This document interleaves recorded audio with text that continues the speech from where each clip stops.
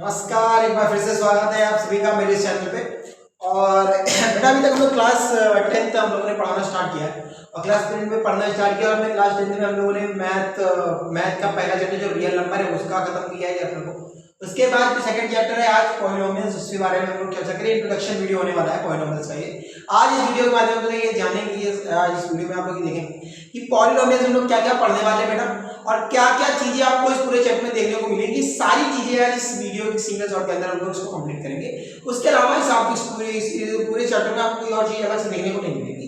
मतलब इन्हीं के जो मैं आपको कॉन्सेप्ट बताऊंगा इन्हीं पे पूरा चैप्टर आपका खेलेगा। ठीक, अभी तक हम लोग क्लास 10th का फिजिक्स स्टार्ट किया चुके थे और लगभग हम लोग की खत्म हो चुकी है और बहुत अच्छी तरीके से एक्सप्लेनेशन करके मैंने चैप्टर को निपटाया है। अब केमिस्ट्री भी चल रही है, केमिस्ट्री थोड़ा सा इसलिए रुका हुआ है क्योंकि कुछ प्रॉब्लम आ रही है क्या कहते हैं बुक को लेकर के, या मैं कहूँ तो मेरे पास टाइम को लेकर के। लेकिन क्योंकि कोशिश कर रहा हूँ कि लगातार वीडियो आपके पास पहुंच पाए, इस चक्कर में तो जो टॉपिक है, जो जिस सब्जेक्ट की बुक रखी हुई है बेटा उस सब्जेक्ट को पढ़ा देंगे। ठीक, आज हम लोग जिस चैप्टर के बारे में बात करने जा रहे हैं, चैप्टर का नाम क्या है बेटा? पॉलिनोमियल्स। क्या नाम है? पॉलिनोमियल्स। पॉलिनोमियल्स क्या होते हैं पॉलिनोमियल्स? अगर मैं बात करूं क्या होते हैं पॉलिनोमियल्स, तो पॉलिनोमियल्स के बारे में अगर बेटा बताया जाए कि पॉलिनोमियल्स क्या होते हैं, तो कॉम्बिनेशन ऑफ टर्म्स को कहते हैं पॉलिनोमियल्स। बहुत सारे टर्म्स को मिला करके क्या बनते हैं? पॉलिनोमियल्स। लेकिन कभी कभी सिंगल टर्म भी लिखा होता है उसको भी हम लोग पॉलिनोमियल्स बोलते हैं। कि पॉलिनोमियल्स में क्या होता है बेटा, एक चीज कंसिस्ट करती है, इसे हम लोग टर्म कहते हैं। क्या कहते हैं बेटा? टर्म। क्या होती है टर्म? तो टर्म ये होती है बेटा, जैसे 2x लिखते हैं ये टर्म क्या है? टर्म।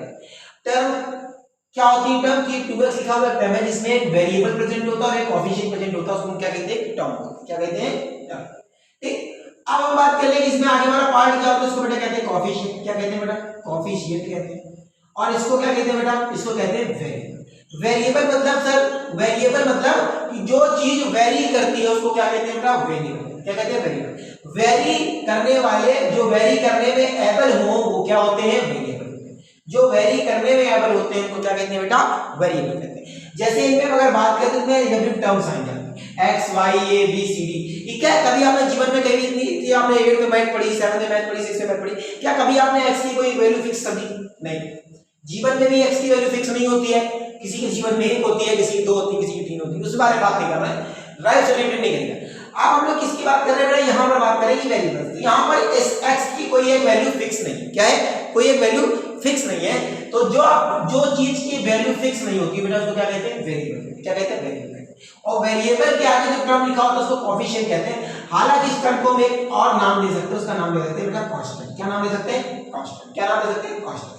ठीक, अब दूसरी बात, हालांकि इस चैप्टर में आपको उसको मतलब नहीं बनेगा, लेकिन फिर भी मैं आपने 7th और 6th में पढ़ा होगा वो, मैं उसकी बारे में बात कर रहा हूं कि टर्म से अगर एक कोई क्वेश्चन लिखी हुई है तो कितनी टर्म्स हो सकती है? जैसे लिखा हुआ है 2x + 3y + 2z और +3y * में।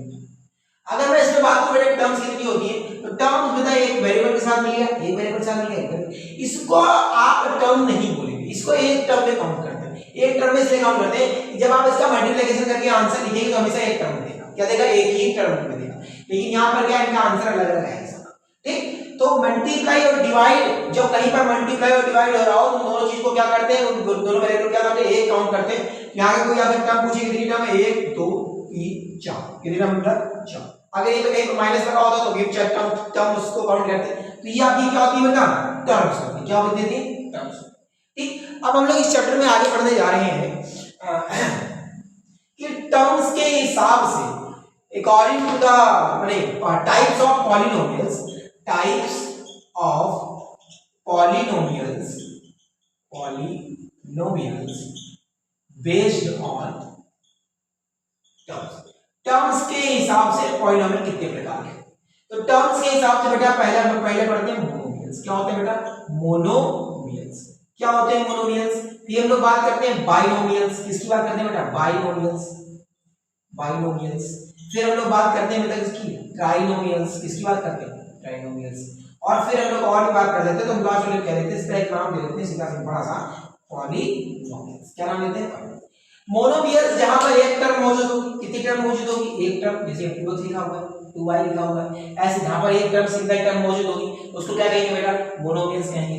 बाइनोमियल्स किसके कहेंगे, शब्द से समझ में आता है, बाई मतलब होता है दो, तो जहां पर दो टर्म प्रेजेंट होंगे उसको क्या कहेंगे, बाइनोमियल्स कहेंगे। जहां पर तीन टर्म्स प्रेजेंट होंगे उसको ट्राई, ट्राई का मतलब होता है तीन, जहां पर तीन टर्म प्रेजेंट होंगे उसको क्या कहेंगे, ट्राइनोमियल्स कहेंगे। और जहां पर तीन से ज्यादा टर्म प्रेजेंट होंगी, जहां पर तीन से ज्यादा टर्म प्रेजेंट होंगी वहां पर उसको क्या कहेंगे बेटा, मोनोमियल्स। क्या कहेंगे, पॉलिनोमियल्स।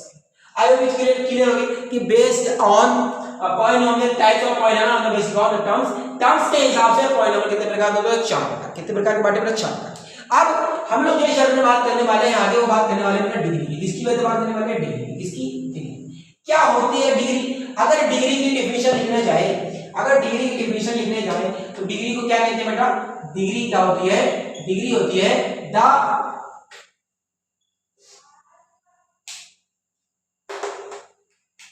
डिग्री क्या होती है बेटा, the highest power of any polynomial.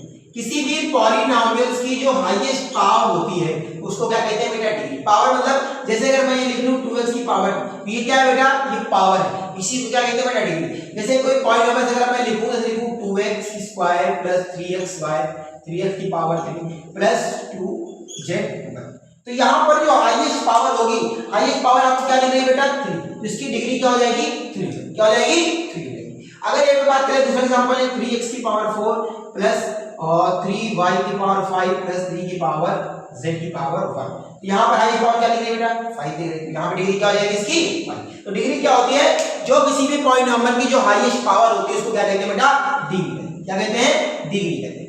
अब डिग्री के बेसिस पे, डिग्री के बेसिस पे polynomials, sorry, types of polynomials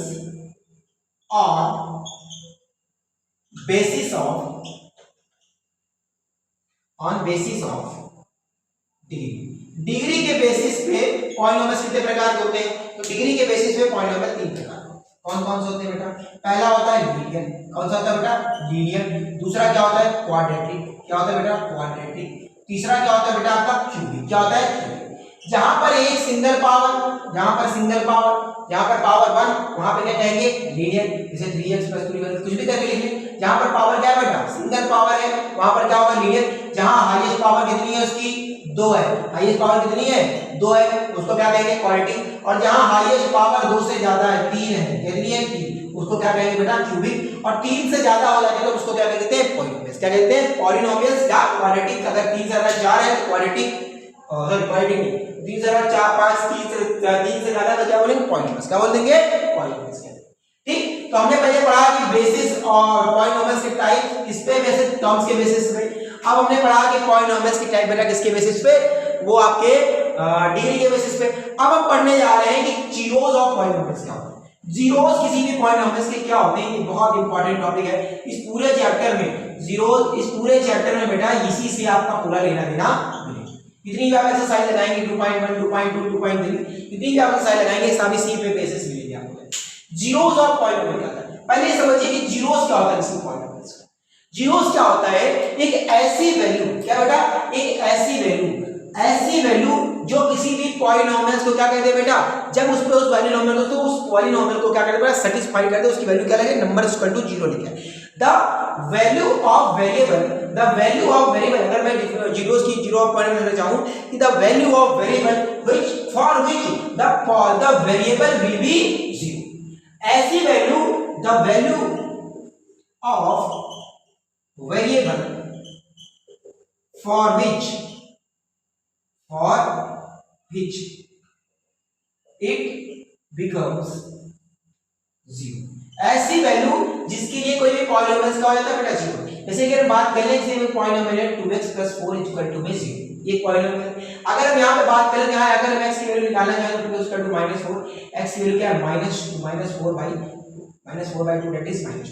अगर यहाँ पर इस पूरी क्वेश्चन पे कहीं ना कहीं 2x की जगह पे -2 रखेंगे बेटा, क्या रखेंगे, -2 रखेंगे, that is -4 + 4 equal to 0, that is कितना आ रहा है 0। तो ये क्या है 0। तो कहीं ना कहीं -2 जो है वो इस वेरिएबल के लिए, इस पॉलिनोमियल के लिए क्या है, 0 वैल्यू दे रहा है। क्या 0 दे रहा है, 0 वैल्यू दे रहा है। The value of variable for which it become 0 that is called 0 of that polynomial. तो यहां पर इसके 0 क्या हो गया, -2, क्या हो गया -2।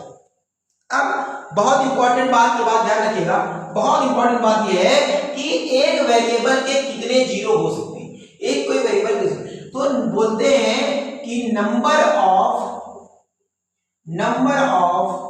Values of a variable is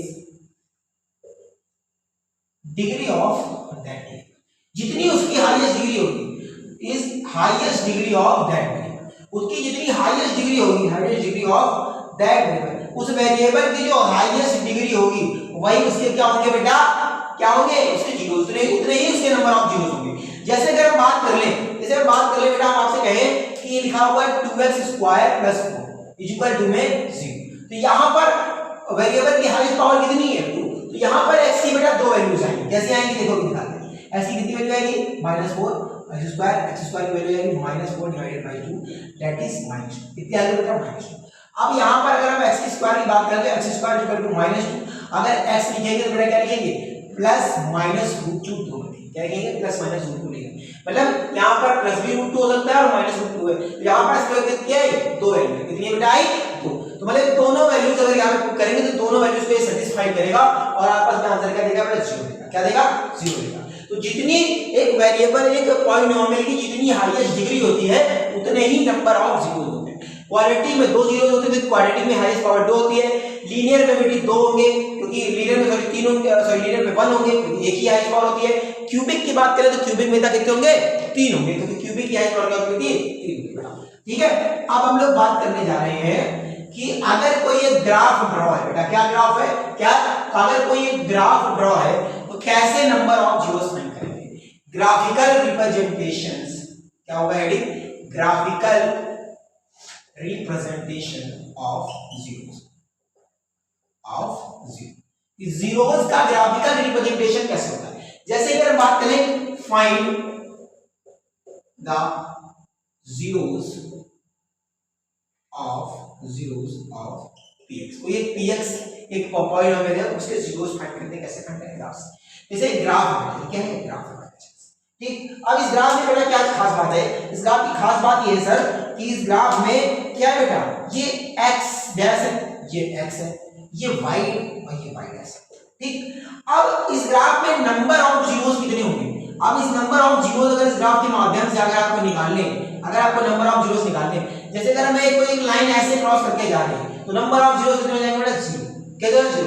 ध्यान सुनिएगा जीरोस कैसे फाइंड करते हैं कि एक लाइन, एक नंबर ऑफ जीरोस कैसे फाइंड होंगे कि जब वो लाइन x और y एक्सिस को कट करेगी, एक ही समय पर x और y एक्सिस को कट करेगी, उसके क्या होंगे उतने ही नंबर ऑफ जीरोस होंगे। जितनी बार x और y एक्सिस को कट कर रही होगी दोनों को एक साथ, दोनों को साथ में कट करनी चाहिए। ऐसा नहीं कि x को काट रही y को नहीं काट रही, तब नहीं। जैसे यहाँ पे सिर्फ y को काटा x को नहीं काटा तो हम यहाँ पे जीरोस नहीं बोल सकते, यहाँ पे नंबर ऑफ जीरोस कितने 0। लेकिन जब वो साइमल्टेनियसली x और y दोनों को काटेगी, क्या काटेगी बेटा x और y दोनों काटेगी, तो जितनी बार ये x को काटती है y के साथ, जितनी बार x को काटती है y के साथ उतने नंबर ऑफ जीरो।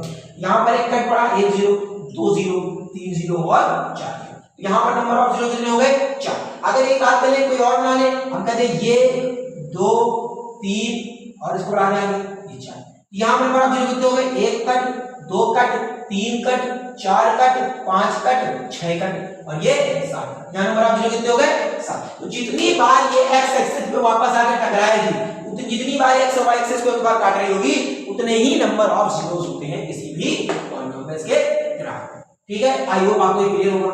अब हम लोग बात करने जा रहे हैं बेटा, जो चैप्टर का लास्ट टॉपिक है वो है relation between zeros of polynomial. है कि relation between zeros of a polynomial, कि पॉलिनोमियल्स के जीरोस में क्या रिलेशन होता है। Relation between zeros of polynomial, polynomials के बीच relation between zeros of a polynomials की पॉलिनोमियल के जो जीरोस होते हैं उनके बीच में रिलेशन का। पहली बात, ये सिर्फ और सिर्फ अभी हम लोग इसकी बात करने जा रहे हैं बेटा क्वालिटी की। इसकी बात करेंगे क्वालिटी। क्वालिटी इक्वेशन कैसे लिखी होती है? तो सर कहीं ना कहीं ऐसे लिख रही होती है सर, ऐसे करके लिख रही होती है, ऐसे करके लिख रही होती है। ये क्वालिटी इक्वेशन लिखी हुई है। अब अगर इसके क्या फाइंड करें, इनके बीच में रिलेशन फाइंड करना, क्या बताना होगा? रिलेशन बताना होगा इनके नंबर ऑफ जीरोस में। तो ये यहाँ पर अगर ये क्वाड्रेटिक इक्वेशन की नॉर्मल फॉर्म अगर मॉडिफिकेशन का लिखूं तो मैंने कहीं करेंगे ऐसे ऐसे क्वाड्रेटिक इक्वेशन को लिखते हैं। ये क्वाड्रेटिक इक्वेशन होती है। यहाँ पर x स्क्वायर का कोएफिशिएंट क्या है बेटा? a है, b का कोएफिशिएंट x का कोएफिशिएंट क्या है बेटा? b है, और c क्या है? अपने कांस्टेंट है। तो पहला होता है the point sum of its zeros, उसके जीरोस का जो सम होता है वो क्या होता है बेटा? सम ऑफ इट्स जीरोस का होता है बेटा minus coefficient of x square, sorry minus coefficient of x upon में कोएफिशिएंट ऑफ x स्क्वायर। क्या होता है? Minus coefficient of x upon में coefficient of x square, minus coefficient of x upon में कोएफिशिएंट ऑफ x स्क्वायर। क्या कहते हैं इसको? क्या कहते हैं इसको? क्या कहते हैं इसको? हाँ, इसको अगर माइनस कोएफिशिएंट ऑफ x बोलेंगे, माइनस कोएफिशिएंट क्या है? Minus b, coefficient of x square कितना है? इसको बोलते हैं कि सम ऑफ जीरोस। तो क्या बोलते हैं? अगर वो जीरोस हम मान लेगा जैसे तो जीरो में अल्फा है, दूसरा क्या है? बीटा है। अल्फा और बीटा क्या आता है बेटा? माइनस बी अपॉन ए। अब इसको सिद्ध भी करेंगे, प्रूव भी करेंगे। दूसरा क्या कहने, अगर हम बात कर ले प्रोडक्ट ऑफ जीरोस की, क्या बात कर ले बेटा? कि उनके जीरोस का प्रोडक्ट क्या होता है? उनके जीरोस का जो प्रोडक्ट होता है वो क्या होता है? प्रोडक्ट ऑफ इट्स जीरोस, उसके जीरोस का जो प्रोडक्ट होता है वो क्या होता है बेटा? कांस्टेंट अपॉन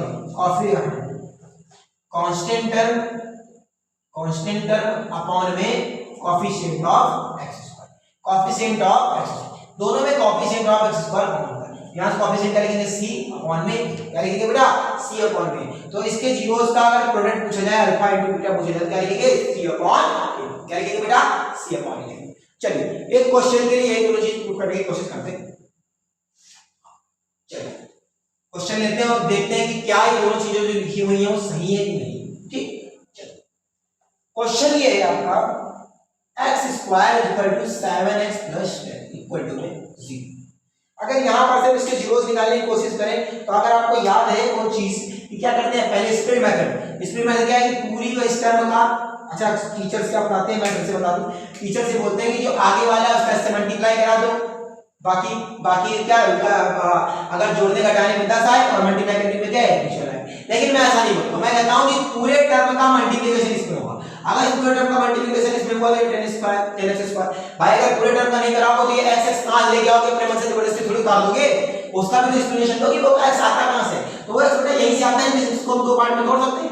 ठीक है, तो क्या आता है 10x स्क्वायर। अगर हम इस 10x को स्क्वायर को तोड़ने की कोशिश करेंगे, 10 को कोशिश करें 10 को तोड़ने की, 2 5 जा 10 2 5 कितना है बेटा? 2 और 5। 2 और 5 मिलकर कितना होता है बेटा? 7। कितना होता है? 2 और 5 मिलकर कितना होता है बेटा? 7। कितना होता है? 7। कितना होता है? 7। अब इस 7 को हम लिखना चाहें क्या लिख सकते हैं? x square plus 2x plus में 5x प्लस में 10 इक्वल टू 0। तो यहां से अगर हम स्क्वायर और एक ब्रैकेट लेना जाए, दोनों ब्रैकेट से कॉमन क्या आ जाएगा? x आ जाएगा, बचेगा x प्लस 2। इन दोनों ब्रैकेट में कॉमन क्या आ जाएगा बेटा? 5 आ जाएगा, बचेगा क्या? x प्लस 2 इक्वल टू में 0। एक ब्रैकेट बचा x प्लस 5 और एक ब्रैकेट बचा a प्लस x प्लस 2। यहां से अगर x वैल्यू निकालेंगे तो -5 और x वैल्यू निकालेंगे बेटा -2। चलिए उस बात का भी आपको प्रूफ देना है कि क्वाड्रेटिक इक्वेशन की हाईएस्ट पावर डिग्री थी 2। तो यहां दो वेरिएबल है, कितने आए? दो वैल्यूज आई इसमें। अब -5 रखेंगे पूरी इक्वेशन तब भी 0 आएगा और -2 रखेंगे तब भी 0 आएगा। ठीक है, तो इस बात को अब हमने बात को क्या बताया? सम ऑफ जीरोस क्या होते हैं? अल्फा प्लस बीटा का बेटा -b अपॉन a बताया। क्या बताया था? -b upon a। यहां पर -b अपॉन a मतलब -7 आ जाएगा अपॉन में 1 में 1 रखो ना रखो का मतलब यहां। अब इन दोनों को अगर हम प्लस करके देखें, अल्फा की क्या है? -5 है और बीटा की क्या है बेटा? -2 है। इन दोनों को प्लस करके देखें, यहां समझ लेना, इन दोनों को प्लस करके देखें बेटा कितना आएगा? -7 आएगा और -7 अपॉन में 1 होता ही है -7। इसका मतलब अल्फा प्लस बीटा क्या होगा? प्रूफ हो गया। अब ये alpha plus alpha into beta करके देखें तो अल्फा बीटा कितना? -5 इनटू में -2 इक्वल टू में अल्फा बीटा कितना बताया था? c/a बताया था। कांस्टेंट टर्म कितनी है यहां पर? 10। कितनी है बेटा? 10 अपॉन में मतलब 1। इन दोनों का मल्टीप्लाई करते हैं माइनस माइनस इनटू प्लस हो जाता है, क्या होता है? 10 इक्वल टू में 10। ये भी बात का आपका प्रूफ हो गया। तो ये आपका पूरा इंट्रोडक्शन वीडियो था किसका? पॉलिनोमियल्स का। पहले हम लोगों ने बात करी पॉलिनोमियल्स होते क्या है, फिर हम लोगों ने में बात करेंगे types of polynomials on the basis of, पहले उसके टर्म्स के बेसिस पे बताया, फिर उसके क्या कहते हैं हम लोगों ने डिग्री के बेसिस पे बताया, रिलेशन बताया कि कैसे रिलेशन होता है, ग्राफ में कैसे नंबर ऑफ फिगर्स फाइंड करते हैं, जीरोस डिग्री में क्या रिलेशन होता है। अब इस पूरे चैप्टर में आप बिंदास होकर क्वेश्चन लगाइए, आपसे भरभरा के लेकिन क्वेश्चन, और नहीं लग रहे हैं, कोई प्रॉब्लम आ रही है तो इस चैप्टर के एक्सरसाइज हम लोग डिस्कस करेंगे ही बहुत जल्द। तब तक के लिए बने रहें मेरे साथ और देखते रहें। Thank you.